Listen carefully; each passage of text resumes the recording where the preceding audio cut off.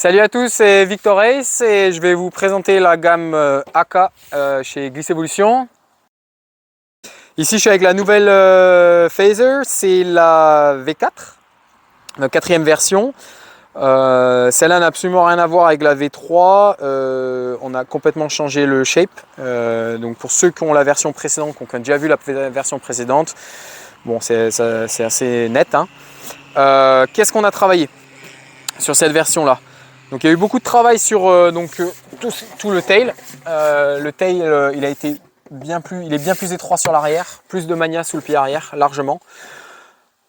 La Phaser, c'est quand même une board sur le marché qui est assez connue pour un départ planning très facile.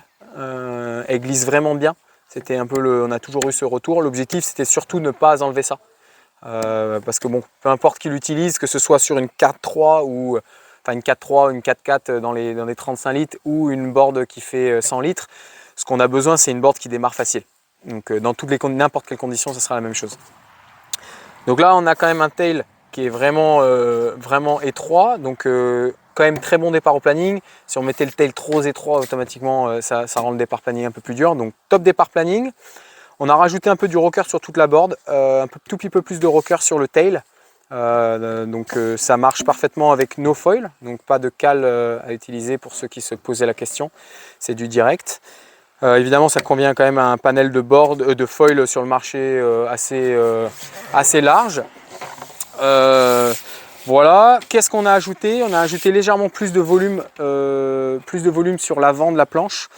Ça se ressent, c'est assez important en fait sur les petites boards, donc on va pas appeler ça non plus un dôme.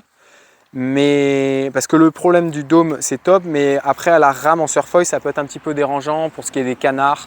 On a la board qui peut ressortir très vite de l'eau, ce qui n'est pas forcément agréable pour tout le monde en fonction des spots. Donc on a un ajouté mais avec un petit peu de mesure quand même.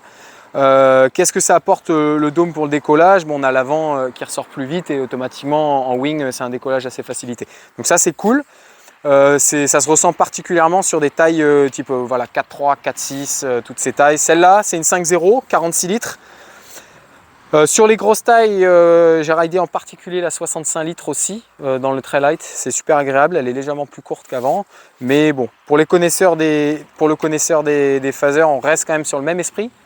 Et voilà, je pense que ça vous plaira beaucoup. Les inserts, on a Goofy Regular pour ceux qui veulent mettre en strap unique, ce qui est mon cas. Moi j'utilise uniquement le Goofy avec insert milieu-milieu. Insert milieu-milieu, voilà, Goofy. Et ceux qui veulent strap en V, évidemment, il y a l'option également. Pareil sur l'arrière, il n'y a pas le Goofy et le Regular sur le pied arrière, mais il y a une possibilité de mettre légèrement de l'angle pour ceux qui veulent avoir le pied un peu plus en off-axis. Ça concerne particulièrement plutôt le surf.